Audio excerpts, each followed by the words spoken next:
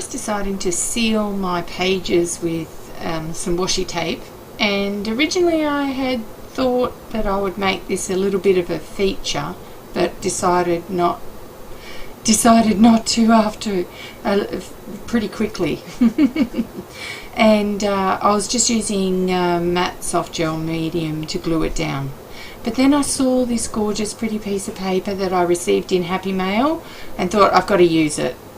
So I had this other gorgeous paper that I always used to hoard when I was scrapbooking and never used, and now I've given some of it away and used some of it, but I decided that I would use the last little piece of it in this spread.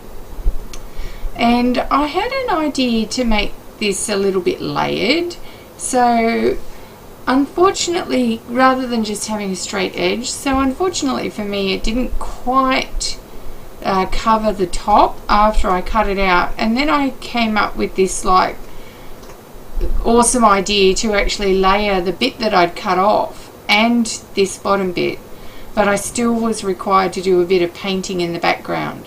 See how you still got a little bit of white. So I then thought to myself, okay, well, I'm going to use some stencils and some ink. So I'm using some crushed olive, and there's another one in there, a deeper green. These are some stencils that Claudia Rossi gave me for Christmas. They're so cute. And 6x9 actually it's not, it's a 5x7 Delusions stencil. And I just thought I'll go in with the lighter colour, which is a bit gorgeous, I must say. Have a look at those greens, like they were just like really doing it for me at this point. So I'm going in with the darker green of the Tim Holtz with the butterflies, and I'm just using my Ranger tool and having a play because I'm wanting to blend the top and the bottom colours, but you know, as you can see, they didn't blend as much. So I'm using like the grey, the slate grey Delusions spray there, and I thought I'm going to leave the stencil on there because I really don't want it to run. So I did this on both sides of the journal spray because I wanted to darken down that green just that little bit. And my journal's starting to get a bit chunky and fat, so I need to clip it down, but because I was spraying there I had to be careful about what I did. So then I blotted it just that little bit, and you can see some cool things where it actually ran behind. So pretty awesome.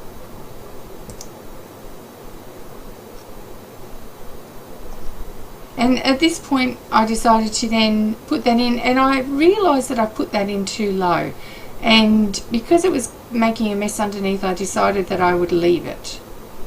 So then I decided that I would collage that bit on top, and they don't overlap as much as what I thought they would. But you know, you get that. And so I played around with the fold because, you know, this book's getting a little bit chunky and you've got to make sure the folds look alright. So I'm just checking the edges.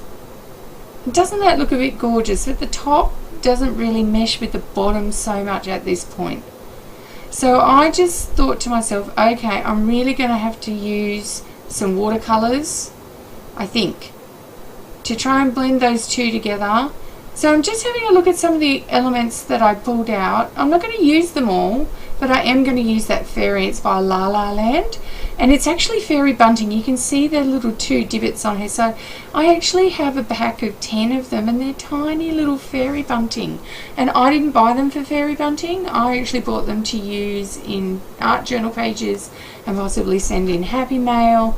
And I saw the packet of them in there and went, oh, I've got to do a page on them. I'd always planned it.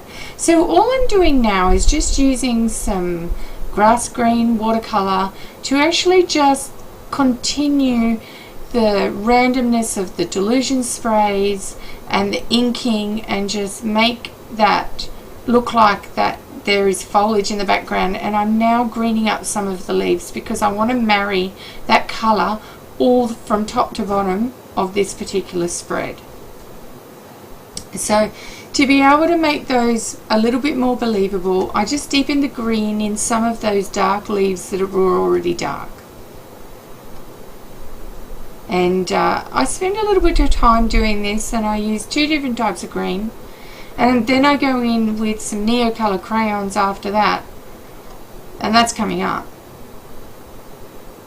and I just highlight some of those background and make some of the pinks pinker and things like that. And of course, while I was doing this, I had lots and lots of Facebook notifications that just kept dinging, dinging, dinging. So yeah, because I was putting it on speed, I'm a lot more relaxed when I do that, because I get to do all the talking later on. So now that was a flower that was gifted to me from Kerry Ann McIntosh in Australia in June, and she recently, we're doing a letter journal together, and she recently sent me some beautiful handmade flowers with her latest letter journal round, and that fairy's just a bit gorgeous, and I thought I would draw some legs on her because I wanted legs.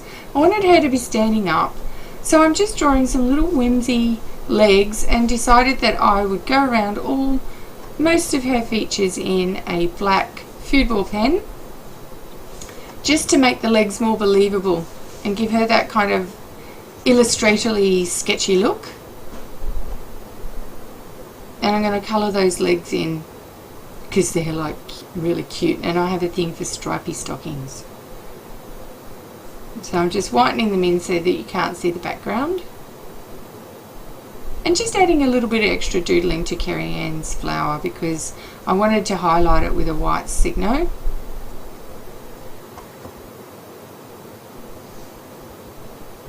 So now I'm looking at it going, I've got that general composition the way I want it, and so now I'm going in with like a deep olive and a lime, and just doing all of these extra details, and then I'll go in with a pink as well.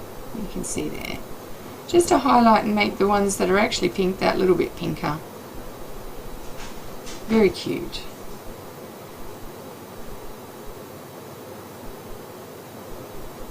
And I just really enjoyed sort of augmenting that paper and really making it mesh with the rest of the page for this particular thing, and I wanted that fairy to really stand out. So I thought I saw it was looking for sayings, and I pulled out a word, cherish, and then I saw life is about all the pretty little things, but I didn't want life is about there, so I masked it off, and now I'm using my Stampin' Up! Stamp-A-Majig, and there's lots of stamp positioning tools around, but I like the Stampin' Up! One, and I am now going to position it on the tag properly, and as you can see I will actually muff the first one, and because you see I stamped it and I've got the life is about still sitting there because I made the mistake of stamping the masking tape, so I'm going to do it again, and it's slightly off center. So this time around I centered it properly, wiped off the excess ink where I didn't want the ink, and take 2 I actually got it right. So then I thought, oh, I'll cut it out and I'll colour it. These are some of these, you know, old scrapbooking papers that I never used and never will use for scrapbooking because I don't do it anymore, so it's great to be able to use them for art journaling projects. So I'm just testing the dabber that I've got to make sure it's going to do the colours that I want and not leave angular impressions. So I just rub it off a little bit before. I'm going in with Tattered Rose and Worn Lipstick, and I cut that out because I don't have a hole punch that big. That's actually really quite a large tag.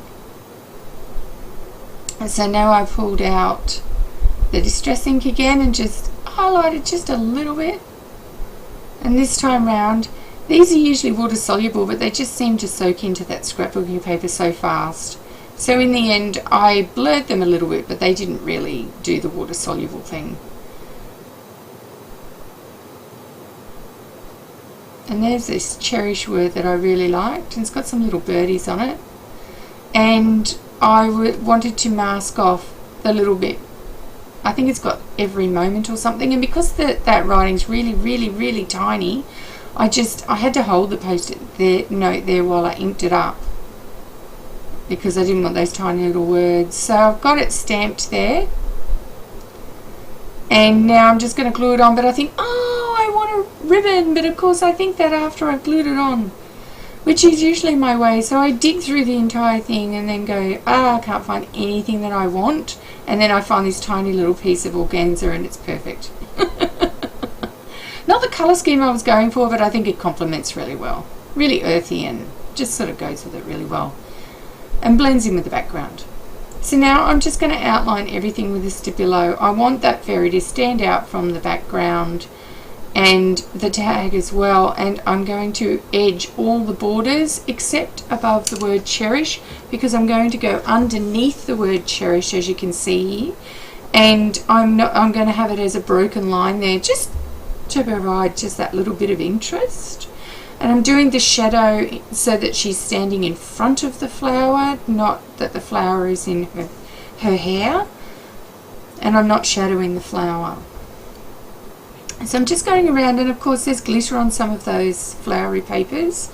So the Stabilo sat and dried on top of it, but not quite the same. But I always love my blurred edges. I just think it finishes off the page. Brings it together a little bit. And I really love that. It's really pretty.